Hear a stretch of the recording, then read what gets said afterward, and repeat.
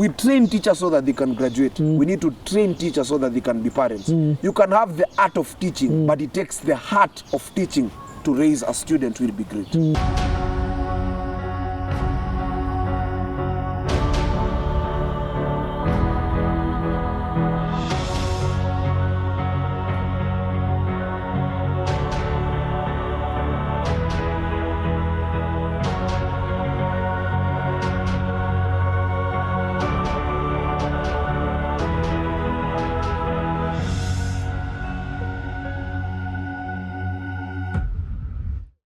And when you think about it, there are many guys today in that same status. As I said, man, kuna mas today in many schools today who probably even get watch this thing. Some of them even in colleges, man, they have been branded rebels. They have become. They have become. They've almost picked that identity. And parents wondering, so what do I do? Students wondering, what do I do? And we almost have a scenario where students are not sure what to do. The young guy isn't clear what to do. The parent doesn't even know what to do either. The teacher is saying, man, I can't raise a kid of this nature, man. That go home, could fail. And I'm just wondering, having been through, and I don't think there's a better person, man. 16 suspensions is no joke, man. Some of them must have crystallized to be expulsions, whether they were called or not. And here you are turning out. What do you want to say to that generation? And what do you want to, in fact, I want you to speak to those parents, and I want you to speak to those students, and I want you to speak also to those teachers who are probably going through these scenarios. Let me start with students. Yep. Okay, sometimes pia naonanga ni story ya priorities. Juu time pia penye mimi nilihata nilisikiza Mbogi. Nilifail kusikiza wazae, nikafail kusikiza kila msi. Na kani ningesikiza ile sauti moja inaniambia ni aje, you need to work hard for your future. Hiyo time ningetulia tu na niacha walimu washinde.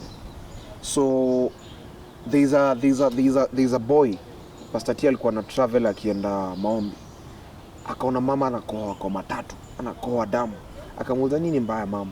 Madhe akamwambia akona pneumonia. Ameamka asubuhi kwenda kuchukua nanasi marikiti. Auze mapema so that apate fees, mtoto wake amefukuzwa shule juu ya bangi, ampeleke shule ya Mwindi. Akaambia madhe, mimi naongeleshanga vijana, nitakuja niongeleshe kijana wako Friday. So Friday aka create time kwenda, akapata picha mama imewekwa mahali watu wanachanga pesa. Akauliza what happened to this lady? Akasema she died yesterday. Oh no. So time aliona kijana wake akasikia kwambia kijana, you killed your mother. Because kama ungekuwa shule umetulia, mama yako angepitia hii. And my parents passed through a lot. So I'll tell that young person you are there. Shuleni is a fail to understand, but we angalia dream yako. You can go silent because sometimes wisdom is also being quiet. In my last years of high school, I got a wisdom that sometimes si lazima ushinde. You can struggle with administration, hiyo vita utaishinda. Sometimes you must not be right. Sometimes it is also good to lose because the dream that you're facing is too big than you. So sometimes calm down, wachana story yao. Then for parents, sometimes what every parent needs to know is that a school can expel your child, but you are a parent, you can't expel him from the family. There is a time mwalimu ameambia mzazi wangu tutako hata taifika form 4. My mama akamwambia, now umeniambia hivyo nyinyi ni shule mnaweza mfukuza, but you see me, I'm a parent, there's no way I'll take him. So as a parent, I'll tell you another thing. When God was giving you that child, alikuwa anajua you're the only person who is capable of raising that child, not any other person. God akipatia mama ya Moses, alikuwa amejua mama ya Moses akona ability ya kujipeleka kwa palace ajigeuze maid so that mtoto agrow. And sometimes as a parent, it is good to be the only person who can believe in your child. In 1992, there was a race in Brazil, na kuna mtu alikuwa anakimbia mbio na alikuwa number last. Na mtu akiwa number last, aliinsist that hata kama ni number last amekuja ndiye amalize race. Na akiwapo hivyo akihema akitry kukimbia, alikuwa number last. Baba yake aliruka kutoka kwa audience, akaruka ndani ya field, akamshikilia mkono mpaka venye walifika kwa finishing line. And that was a life-changing moment. The whole stadium iliwapea standing ovation. Because as a parent, you can be the only person cheering your child. Stand with your child in your messings. One day, even in their blessings, they'll remember you. Right. The last thing I'll tell is a teacher. If you're a teacher, someone said that someone is actually me. In another book, I wrote that a teacher is like an angel sent in a classroom to speak to you in a different language with a chalk and their mouth. So a teacher akona power ya ku bring life into a student. Some of the watu unawafundisha wengine hadi hawajakula mtaa Hiyo asubuhi wengine wazae wanapigana home. Watu hiyo wanapitia vitu mingi kwa hii generation. Don't be a teacher, be an angel who stands before a classroom. Raise many children. One day there's a teacher called Dr. Christopher. Venye alikufa, more than 60 students walikuja. The students are the ones who carried the coffin. They are the ones who contributed everything, the medical bills. The doctors asked, where are all these students coming? The mortuary attendant akauliza, kusema because we were not students, we were children of this teacher. Wow. Can your students remember you after 60 years?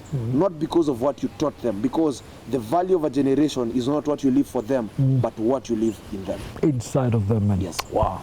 And you made a very profound one, man. The art and the heart of teaching, two different things. Yes. Nandika book inaitwa The Art and the Heart. Right. I'm releasing it in July. Right. Yes. This year. Yes. So we need to watch out for that book, Yes. man. Eventually you finished and you've moved on to campus. You're now a student leader in campus. Yes. How is that coming? Iko fiti kujiposition. Yeah, kujiposition. A lot of guys are telling me to run next year for president, although right now it's not the time for that conversation. The president of something called DC3, Daystar Compassion and Care Center, deals with mental health, mentorship, and also leadership. So my work is just to mentor as many young people as I can in Daystar.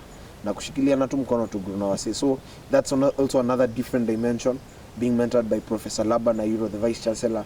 So it's a different dimension. I'm getting to discover now my leadership energies, teamwork, all these things. So hiyo pia ni tamu na inani package. My dream has already begun to be the president of Kenya. Ishaanza ijani. Pole pole. Every day is a training ground. And someone said you cannot train without training. Yes. I want to come to the beat of clarity of direction.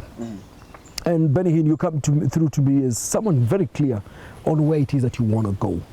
But secondly is the very deliberate nature of you seeking out for mentors. And I'm just curious how this comes about. And really, why have you even found it important to seek out for mentors, man? We live in a generation where the old people blame the young people. The young people have a problem with the older people. Mentorship is a very intentional journey, and there is something about you that has just decided to seek it out. Tell us more about this. Mentorship ni journey kivyake. Number one, you can't be mentored if you're not humble. Shida ya generation yetu ni humility. Unajua mentorship ni kaa mbele ya mseno umwambie mimi sijui, jifunze. Like sasa mimi niko mentorship when nimeka hapa. The energy you're giving, I'm learning a lot on how I'll also display my energies on stage. Mentorship ni kitu yako intentional. You don't just approach mentors. One thing I've realized with mentors look at value. If it is not value, they'll see as if you're wasting their time. So I learned this art when I was sitting with them. And there's a time I worked for a very great guy in this country. Akaniambia that anytime you're looking for a great person, don't come begging for needs. Don't come looking for money. Come giving them value. So there's a guy I approached for mentorship, and I couldn't give him anything. He was too rich. So I told him I can only be washing your car. You see, there's that part of reciprocity. You reciprocate the energy. The second part of mentorship is where now you are able to be intentional. Intentionality is everything. Intentionality. Like right now I'm coming from a meeting with a mentor. Alikuwa kwa event ingine anatoa speech. Mimi nikaenda nikakaa nyuma nikangoja amalize tukaongea dakika 7 na nikaenda. Sometimes kupatana kila saa. Hiyo kitu yenye mentor amekushow hiyo saa. Wacha aone results hiyo kitu itamu encourage. Like for the last 4 years I've been mentored by Pastor Tim Wangi. Every year I show him results. Every month I show him results. Any small thing I do, I show him. Pasi nimefanya hii. Where do you see the mistakes? You don't go to a mentor because they are perfect. You go to a mentor because you learn. You learn from their scars. There are many things they will share. For example, Robert Burale is a good mentor of mine. He shows me his scars. Ananiambia hapa hivi ndo nilihata. Don't usirudia hapa. Ananiambia hapa hivi ndo naweza improve. Ken Gomeri is a very good guy. Pielo Lumumba. From all these people, I learn their scars. They tell me, like 5 days ago I met Johnson Mwakazi. Told me one quote. Within 5 minutes aliniambia, if you conquer the personal private life, then you'll always shine in public. If you conquer the personal privates. Yes, the personal private life where nobody can see, then you can shine in public. So there are guys who will meet, maybe they won't mentor you every day, they'll just tell you one thing, it will carry you through life. There are guys who will mentor you for a season, so learn also to understand seasons. There are mentors who will outgrow. Now one day, okay, but that doesn't mean you dishonor them. You must keep honoring men. Kitu ingine sasa ni honor. And how do you honor? You don't honor a mentor with words. You honor a mentor through so many things. One is through Giving is a way. The book of Proverbs, imeandikwa, when you go before a king, go with gifts and he'll open his heart. Giving is also a way when you honor the track record of someone. Because you see, you are not there with jamaa kijenga. In the next 10 years, this thing will be a big thing. Big thing. Kuna wasenye watakuwa wanakuja wanasema ni aje ni pesho. Hakukuwa mkihustle na boys wako. So, the only way you can say, you know what, I wasn't there but I honor what you're doing. I wasn't there to support you. But when I give, it's a way of me appreciating all your efforts and you making time. So, giving is also one way. Number 2, you sitting down just to listen. I've seen many guys go before great men and you speak in the whole meeting. Ujamaa atakuwatch tu, atakusikiza. That's not wisdom. So when you go before a guy, just keep quiet, listen and learn. Another thing, give them value. For example, I go to mentors and anytime I go to a mentor, I see what they are doing and how can I be of help without asking for anything. So I give them value. Then number 4, what I do is that I am there as a support system. Also, these mentors need support. Some need emotional support. Some need your prayers. Some need financial support. So, kani so moja mpe? Because I always ask myself, if you can't give me the 100 bob out of the 1,000, you'll never give me the 10,000 out of a million. So sometimes also the small sacrifices. So for me, it's a principle. Anytime I meet a mentor, I'm the one who buys lunch. And so sometimes wanaona usimsemi young, so wananipatia hiyo access. So mentorship will give you a lot. Mentorship, someone, kulikuwa na wase 4, jamaa wa kwanza aliruka ukuta akanyamaza, wa pili akaruka ukuta akanyamaza yeye pia, watatu akaruka ukuta akapotea, wanne venye aliruka ukuta alipanda hiyo ukuta akaangalia huko kuna nini, akarealize kulikuwa na sewage, hasa kiruka alikuwa na sink, akaka kwa hiyo ukuta so that mtu yote akikuja anamwambia usiruke ukuta. That's no mentorship. A mentor goes ahead of you to watch and see the things that happen, and then he'll come back and tell you. It's like a soldier. There are 3 soldiers. Kuna mwenye kuja na wounds kwa mgongo, huyo alikuwa na escape. Kuna mwenye anakujanga bila wounds, huyo alikuwa na watch. Kuna mwenye kuja na wounds kwa chest, hapa hivi kila place, huyo aliface battle like a fight. That's the best person who can tell you how they face the enemy and the nature of the enemy will fight. So that's the role of a mentor. And you say sometimes mentorship, you said, it's not necessarily that they are perfect. But you're drawn to some of the wounds that they've got, and you go and study where were the scars and what caused those scars. And they are vulnerable enough to share this to you. Kabisa. Na ndo mfikia place ya vulnerability, there are 3 abilities you need. Number 1 is reliability, availability, na ingine ilikuwa teachability. Ndo msea kuonyesha vulnerability, lazima ukue reliable, ukue available, na ukue teachable. Na hizo hazionekana na words. Hizo ni results. Inaendanga with time. Their mentors will take time. Even before they give you access to their houses, even their access to their cars. So you must be patient. Don't be quick also to give them phone calls. Call them when it's necessary. Call them when you're telling them results, or when you're giving them, when you want them to advise you on something. So it also gives you, they respect you, they see that this guy is mature enough. And also when they give you access, don't give other people access where they have not given. It's like dishonoring them. So kuna vitu most hapo hivyo, hiyo part ya mentorship tunaweza piga hiyo session. Nimepigwa character development, hiyo part ya mentorship. Yes.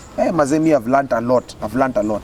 So sometimes also mentorship is not in the number of mentors. You can just even have 2 people and they work with you throughout life. Yes. Sometimes you just need even 1 person, not too many. Our generation loves too many people. So kila mtu anakupea 2% energy, 2%. But if you would have 1 person in a season, angekupatia 100% na grow effectively. Yes. But clearly bana, experiences zako zimekudefine kiasi. Hii safari umechapa bana. Mazao unajua nilianza kutafuta hiyo mentors nikiwa form 3. I approached PLO Lumumba when I was in form 3. Ezekiel Mutua in form 4. Brale during COVID. I've been approaching guys. It's not been easy. And one thing I've realized, God cannot allow you to get something that you've not paid the price for, because you'll dishonor that thing. Everything that you have, you must have paid for paid the price. The reason as to why kuna pride kwa celebrity wa generation yetu, ni jua ku pay the price. Uni mtu aliamka kitu ikakuja kaa kwa unexpected. Biggest goal yake ilikuwa kununua V8, akaiachieve haraka. Pride sometimes inakuanga result ya small dreams. V8 kakakuja, keje ikakuja, na kuwa prepared for these things. So zikakuwa excess, zikaingia wa kichwa. But ukiwa na dream kubwa, haunanga hadi time ya kuwa na pride. Utakuwa very humble, because you need people and you need God. You know, hii kitu, someone said, if your dream you can only achieve it by yourself, then it's so small. Because a dream needs so many factors. So nimekula character development hapo hivyo, imeni humble. Nimeenda kwa mentors wengine wako hii pick phone calls, msali niambia you'll go far, akaninyamazia.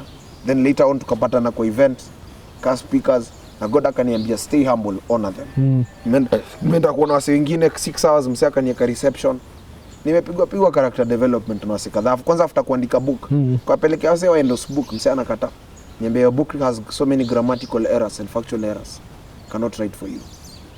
Ama niambia kaka kwanza kwa industry, we don't know you, so you just have to keep going. And what kept you going during those moments? Kuna msee mentor wangu anaitwa Jojo Moraro wa Nigeria, aliniambia everyone is allowed to live your vision, you're the only one who is not allowed to live. Got to stick with it. Yes, kila mtu ako allowed, kila mtu anaweza walk out, but wewe baki, because when God alikupea si hao, so no otherwise. So I just had to stay, and then every day also God is a big encouragement. How close you are with him is how close he will tell you. He'll keep on whispering, just keep on going. And then God works in form of point markers. Every person is a point marker towards where you're going. You see, if you're going to Nakuru, then you miss out on Naivasha, then you're not going to Nakuru. You must pass Naivasha. So kuna wasenye God anakuanga ameweka ka point markers. Kuna ule mse mwenye atakuja kuambia you're going far. Si ati anakuambia ka comment, ni confirmation. Kuna watu utapatana nao kama mimi kupatana na wewe. It's a deliberate thing that God is setting me up as a voice. Because you are like a father in this generation. Your work is to father many young people. I want you to go and watch all the clips of the guys you've interviewed. All of them are guys who are wounded. Look at Burale. Look at Guardian Angel. Look at Ken Gomweri. What are the common factors? Enda uangalie. Kila mse mwenye amekaa kwa hii kiti ni mse mwenye amai ku attacked in one way or the other. You are a father. Your work is to voice out. You might not be known as much, but all the people you will handle are people who will be voices.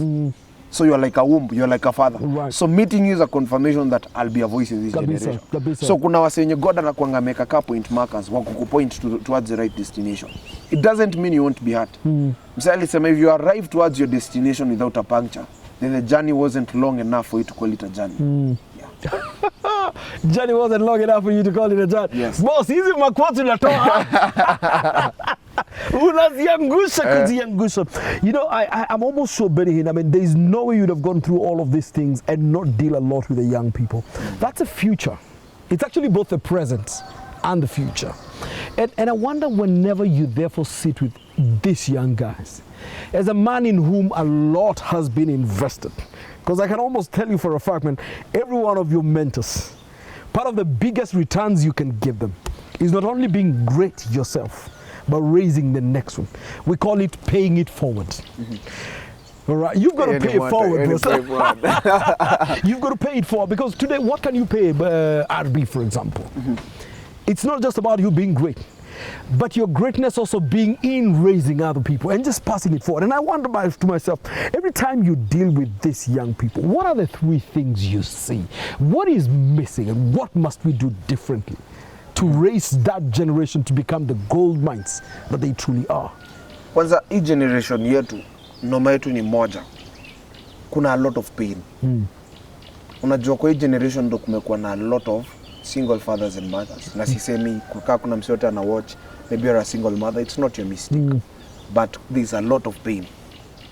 So hadi wase wana, and it's fine, even if it was, it's not the end of it. So what happens then? Hakuna wase wengi wezi handle vision. They have too much pain to handle it. That's the first thing. Kuna a lot of pain. Na endo inakuja na source story ya depression. Then number 2, we are killing each other. Wase wanaweza nunulia msee mzinga ya 1,000 na 3,000, but hawezi mtengenezea business card ya 500. Wase wanaweza kupeleka sherehe club, but wacha baba yako na mama yako wakufe, wane wangapi watakuja attend your burial? There's a girl alikufa Kenyatta University, alikuwa anafanya medicine 4th year, alifaa graduate 1 semester. Wakiwa sherehe Juja akasukumwa gorofa, akakufa. Na venye walienda hosi, madokio akisema tuwezi treat udem, juu mtu akianguka akiwa unconscious haizi pona. So akamweka referral hospital, siku 4 kwa ICU. Madhi akisema socha ni mtransfer kwa hospitali ingine Kenya, mtaki kumtreat. Akisema ni aje referral hospital, hawezi lipelekwa referral hospital ingine. Udem akakufa. Mabeshe zake walikuja burial kama wamelewa, wakapiga maselfie na wakatoka before wakaenda sherehe ingine. Nikajua these people never loved her.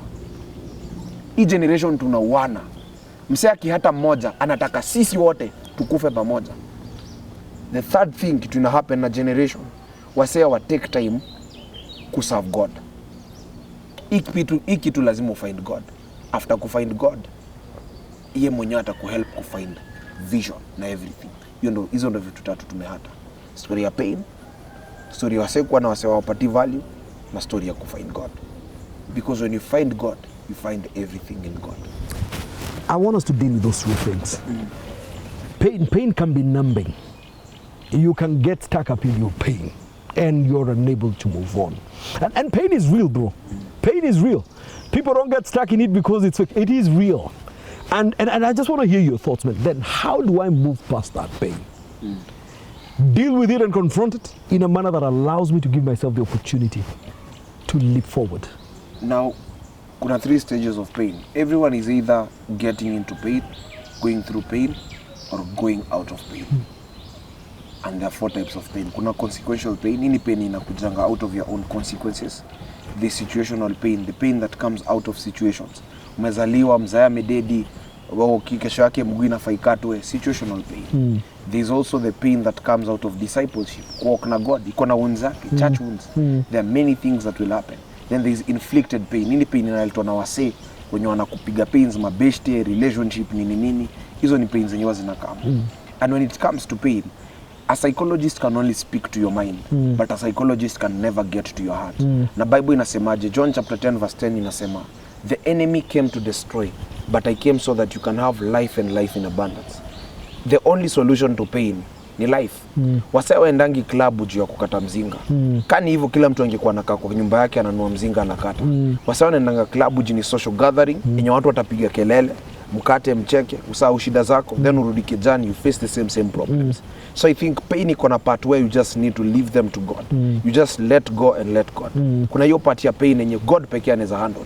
Where do you psychologist, mtu mwenye amerepiwa na mzae wake, amekuwa in pain for the last 30 years, utakuja umpige motivation gani? Mwambie ati don't give up, wake up again. Hata umpige motivational speech ngapi, hasitamsaidia. Tasikiza TDJX, then during the day bado akumbuke. But there is a part of pain where you can only exchange it with God. Juu iko kwa heart. Na God pekee ndiye akona ability ya kupenetrate heart ya msee. A replace your pain na peace. A replace regrets na purpose. Yeye pekee yake ndiye akona hiyo ability. So I can say that kuna ile part ya pain yenye psychologist hawezi toa, mabeshte hawezi toa, pombe hawezi toa, shada hawezi toa. Kuna wasi uji distract na profession. Akipigwa na pain anaingia kwa profession. Anakuwa very progressive. Anakuwa CEO, anagrow, anakuwa very wealthy. But ana hurt mawakas wenye uko chini yake. Because you can't lead while bleeding. Si hivyo ndo mademo wanafanya generation yetu. History ya ma alpha females. Mdhani ina happen aje. Hawa mademo hizo walipigwanga ma heartbreak wakiwa young. Ama story ya ma insecurity. Vitu mingi ziliwahapenia na wajai face. So wanaicompensate na to nails, to heels, dress, kuwa na gari fiti, kuwa na keja fiti, wanaicompensate na success. So wana hide the pain behind success. But hawa sewa kirudi deep kwa, wanalia kwa keja, juu hajai face your pain. So hiyo pain, hivyo ndo mimi naona. Lazima tutaiconfront one way or another. Na lazima kuwe na msee pia mwenye anza kushikilia. Juu kuna msee mwenye alikuwa kwa pit, wase wanne wakapita. Kwanza alikuwa doki, kusema ni aje kuna mafracture mingi kama kwa usinda kutreat. Mwingine alikuwa lawyer, akisema nda kusort pro bono, ukishatoka hapa. Mwingine alikuwa pasi, akisema nda kupray utoke. Wanne akakuja akaruka kwa pit. Jamaa akamwambia umeruka ni aje? Sana nani atatutoa? Akasema I've been in this pit before, I know the way out. Let me help you out. Yes. So unahitaji pia msemo mwenza kutoka hiyo pain aku walk out. But ujue, we can walk you while you're in pain, but you can never get you out of pain. It only takes God to get you out of pain. Yes. Of course, you talked about the question, the level and quality of associations we have. Man. How do we go about picking who? Because selection is the name of the game. Yes. What guides our selection as we pick this up? Now, mabeshte unakuanga attracted to you because of 5 factors. Who you are. Hey, maze philosophy, Joe. Who you are, hiyo inakuanga story ya origin. Kuna mtu ni beshte yako jinyi wote ni Wakikuyu. Kuna mtu ni beshte yako jinyi ni Wakamba, wewe ni Mluya. So mna relate based on tribe. So who you are, hiyo ni origin. Kuna mtu ni beshte yako juu ya where you're going, hii ni story ya vision. Au ndo vision partners, wanakuja juu ya vision yako specific. Kuna mtu ni beshte yako juu ya who you are with. Nani amekuendorse, unajuana na nani? Au anaitwa, au anakuja saa yako ya celebration, saa yako ya triumph. Saa yenye maze mzee anafanya viti. So ana best tunakutana nao golf club kwa hoteli, mpige story kwa wedo, ashangaeni aje uko hapa, juona juana na huyu, wewe ni msemfiti. Kuna mtu mwenye atakuwa best yako juu ya what you have passed through. Wewe ni best yako juu ya story. Na huyo ndo mtu anakanga na wewe. Then kuna mtu mwenye ni best yako because of God ndiye aliwaleta pamoja, ni destiny friends. So all these friends come. So your work is just to distinguish them. There is a difference between associations and friendship. Na ukishajua kuweka wase, utajua the energy to give. Friends are people who walk in when others walk out. Hapo ndo unajua ngama beshte. Mtu akikuja in your days of glory yosi beshte. Uni mtu amekuja kupatana na wewe juu na grow. Kuna watu watakuja na wewe juu ya issue. Hao ndo wanakuja juu ya brand, hao wanakuja juu ya kunetwork. Anajua na guardian angel. So unaweza mpeleka kwa huyu msee, usi mori wako. Uni mtu amekuja juu ya association. But kuna wase wenye hukuja because of who you are, not who you have and what you can do. Huyu haja kuja juu ya capacity, amekuja juu ya identity. Na huyo ndo mtrue. Huyo ndo mtrue. Mabeshte wako ni wale wase wenye wakulizangi story ya show, wakulizangi denoni nani na unajuana na nani. Mnakanga chini, mnakuwa na conversation, mnapiga, mnatoa jokes. Vitu kaa hizo. Hao ndo wase sasa wenye mnaweza waita mabeshte. But anyone who comes because of who you are, because of what you're doing, that's just an association. So associations, you handle them just normally. As associations. Yes, associations. Never mix associations with friendship. That's why wase wako heart. Jewel yake expectations kwa mseni association. Msemo mli exchange business card. Huyo si msemo mwenye unaweza expect a lot. So time yenye kitu inakuwa happen hii life una expect wase watokee. Wase watokee. Wale wase ulifaa kuwapatia energy au kuwapea energy. Ulipatia associations energy. Na ndo maana msee alisema wisdom moja. Anytime utaenda in a room full of greatness, achana na huyo mse great. Unaona wale wase wa young, how ndo the next generation invest kwa wase. You know how tragic it is to place your energy on associations. Ni hatari. Utajipata uli waste. Utapata tu uli waste. Time nilikuwa na launch book, nililearn lesson fulani. My book launch was attended by 280 people. Na ilikuwa time ya COVID. And my mentors who attended are like 3. And I learned some huge wisdom. Msee alisema, you give to the poor because they need. You give to the rich because you need. But then kuna kwa na place inafika, you invest in a generation because you're part of a generation. Ukikaa sana na fathers, wanaweza kucareer away, upende sana kukaa nao, upige maselfie. But the moment uta invest kwa generation yako, hao ndo wase next. So venye asa wali attend, nikajiuliza, mbona wase wameattend? Wameattend juu yangu, wameattend juu ya nini? Asa haja attend juu ya mapicha na PR. Asa wameattend juu wanakupenda genuine. Na hao ndo wase unafaa kuwalk nao. So sometimes invest kwa wale wase wenye wana grow pole pole. Invest kwa wase. Hao watafika huko juu. Msee mwenye asha grow yako na watu wake wenye wameinvest kwake yako jui. Yeye ata place a lot of things in his heart. Ukutana sasa na hunya atakwambia, Dennis, you're doing a good job, you're going far. Na hiyo story lali. Usiku hadi atakukumbuka. Msee kama yangu utakutana naye umjengesho moja hapa atakukumbuka man. Atakuwa na kuona. Hao ndo wase wenye siku utakuwa msik deno. Ama siku kitu itai happen, utaona wamekuwa hapo hivyo. Mtoi wako anafanya wedding, mtoi hata si wewe, wako hapo unashanga, ni aje wamekaa. Uli invest kwao time yenye walikuhitaji. Kabisa. Talking about the author, man. Sprout. Yes. Tell us about this book, Baba. This book talk about the 5 things you can never choose in life. You can never choose your parents, you can never choose your background, you can never choose your nationality, you can never choose your skin color, you can never choose your tribe. You have no choice about those. Yes, but there are 5 things God has given you the power to choose. You can choose religion, which will give you faith to become what you need to become. You can choose your friends. Friends will build and give you strategic relationships. Friends are networks. You can also choose your wife, who will be a vision partner. I've seen your wife here.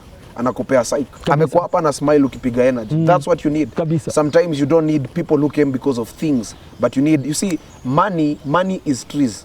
You need someone who can not come because of these things called money.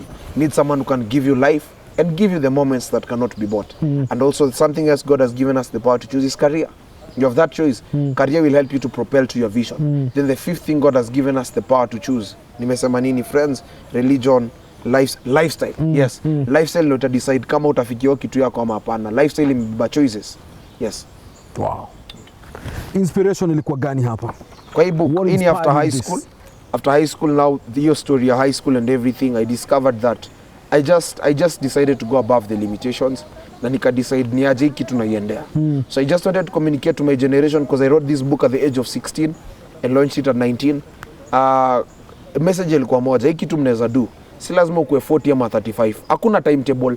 timetable tumesetiwa na wazao wetu ni ati maliza university, pata kazi, lipwa 30k, tafuta bedsitter, hama kwa one bedroom, pata kagari, chukua loan, jenga keja moja Ocha, kuanga na keja ingine home, after hapa hivi peleka watu wako shule yenye iko middle class, wapelekange kwa vacation, you have a good life, endanga church, kaa mbele, pastor akujue, but there is a better life. Yep. Yes, so walikuwa tatu kuonyesha generation ni aje to destroy pattern. Fanyeni hizi vitu time yenye mnaweza, God ametupea capacity. Let's rewrite the script. Success iko na program, greatness inanga.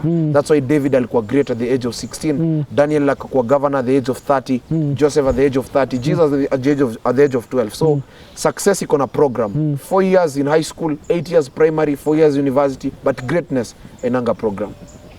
At 16 this was out, man. Yes. And now you're doing the second one. And I've written 5. Oh, you've already done 5 books? Yes. This year na launch 4. Boss. And we said we are 20. Eh. Kuna venye hii mbao naona nikao unanipanga je. Zizi niliturn 20 December. Naona nikao when did you achieve all these things, my friend? Kusukuma tu. And what is even more inspiring is the fact that your vision for next and where you're going is clear. Chris Kirubi alinishow secret yake ya greatness ni ati anytime anafanya kitu anasahau. You forget. Unapea chance pride nje kwa akili. Forget the people I admire not even in Africa. Na wenye wako Africa ni kidogo sana. Unajua nikikaa chini niangalie Kenya niseme wow, I'm the youngest best public speaker and I relax. I look at guys who are doing crazy things, so I have just to be crazy. Like the school we're building, the budget is 584 million. So I was asking God if I have 84 million ndapata aje. And tell us about that, because that's a big one, man. Yes, because we have 7 years to build that school. God akanishow 584 million is small money. Because he's a God how? Akaniambia you can package 584 speeches to give everyone millionaire and convince them. So that's how that money will come. You're building a school. Yes, we are building a school. Tell us about what this school is about. It's a school for public speaking and leadership. Yep. We just thought that, you know what, one, there are no opportunities for public speakers in Africa, effective, the competitions and everything. And then we want to build quality leaders. Parliament conversations equal quality. Si wase kuenda huko hivyo kucheza michezo. Tunataka wase wenye watakuwa na sukuma policies. Kani corporate, wase wenye wanajipackage, kani media. Au pewi job ka job. Kani wewe ni pastor, una preach sermon hadi watu wanaokoka. Remember even an atheist attends church so that he can find more reasons not to believe in God. So we want pastors who can preach effectively or preach Bible na ukwe pia intellectual. Juu generation yetu ni LGBTQ, story mingi atheist. Lazima ukuwe na facts. Lazima usome science na philosophy. Na pia usome Bible kuna wisdom ya God. So we wanted to build a school. We are building it around Coast Region. So that's what we are building by 2029. Shanza kugather funds. We got our first million just this year. Wow. Well to bless. Well done. So well it's done. already something that I'm seeing it coming into fruition. So I do also corporate speeches and we sell merchandise. Pesa zote za book tunasukuma huko. We also gather guys in town to train them on speech. Naito Masterclass. First Saturday of the month and the last Saturday. Tunapatana. We build capacity 3 hours. 1 hour to pray and worship. The second hour to train. The last hour to network. June realize kwa hiyo hall kuna kuwa na watu wengi. Like the last time tulikuwa na mtu USCS. Msee akasema anafanya biz, akasema I'll take you to my dad tomorrow. So hii generation yetu pia tunafaa ku network tupeane value. Ndio tujengane tu. Hii Masterclass unaifanyia wapi? AIC Milimani. Opposite Integrity Center, State House Road. Hapo hivyo ndo tunaifanyanga. Which day of the month again? The first Saturday and the last Saturday of the month. Okay. Yes. Okay. What time? From 1 p.m. to 4 p.m. 3 hours. Yes. Straight 3 hours. 3 hours. Ni 200. So bili peke yake. So bili mazena kupiga vali. Unatoka hapo tukiwa tumekusort. Where can I get more information about that? Masterclass. Yes. I have a website. Right. And also on my social media platforms, Bennyhinn_Walubengo. As well, I can also give our official number for Please the foundation. Go ahead. Yep. 0775 976 643. Right. 0775 976 643. Right. Yes. And now I want to come your master, man. I want to give this book. Allow the Goldmine to buy this copy. Haina pressure. Na nataka nipatie msee bana. Kwani ni kesho? And I want you to define who wins this book, because then I want to give it to someone, man. I mean, they must know what they may be able to have a choice over, what they don't have a choice over, so that then they have the wisdom to figure out then how to go. Nipatie criteria. Yes. Criteria ni msemwera atakuandikia tu the 5 things I learned from this show. The first person matakomea the 5 things I learned. 5 things I learned from this show. 5 things. As it tume. Yes. Yeye ndiye anabeba hiyo kitabu. kabisa. There we go, man. And you will call it out, man. Kabisa. You will call it out, my Kabisa, friend. Daddy. Chief, before we finish, I just want to know what drives you. In fact, 2 last questions from me. What truly drives you? And 5 years from today, what do you want to see different? I think what drives me is the fact that I have very few number of years, so I have no time to waste. God has given me credit. Umaipewa credit ya, umaikuwa na credit ya 5 bob ronda kumake phone call. You say everything very fast. Umaikuwa na credit ya pancha unanga haraka. Subconsciously I know that I don't have time.